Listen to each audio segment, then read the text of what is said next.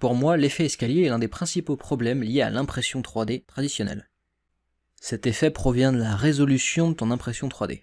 Sur notre pièce, cet effet pourrait apparaître sur ces courbes. Plus la résolution est basse, plus la précision est élevée. C'est pour ça que dans notre slicer, quand on voit 150 microns, il s'agit de l'épaisseur d'une seule couche.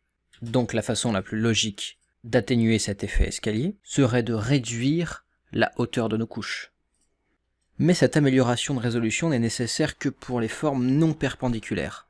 Comme tu le vois dans cet exemple, cette méthode n'est pas forcément applicable. Pour moi, la technique la plus simple pour empêcher cet effet d'escalier, c'est l'inclinaison de la pièce.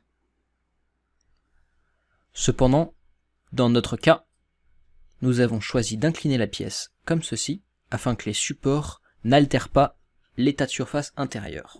L'effet escalier ne gênera en aucun cas le fonctionnement de notre pièce, cependant la qualité esthétique ne sera pas forcément au rendez-vous.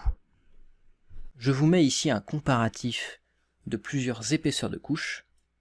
Pour l'utilisation que nous souhaitons faire dans notre pièce, je pense que l'épaisseur de couche la plus adéquate serait 150 microns.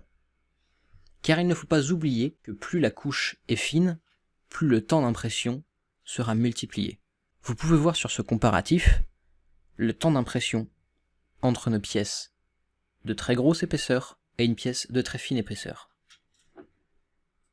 Dans le cas d'une impression professionnelle, le temps reste quand même un atout principal. Il faut donc faire un compromis entre le temps, la qualité ou la résistance. Une fois slicée à 150 microns, notre pièce est prête à imprimer.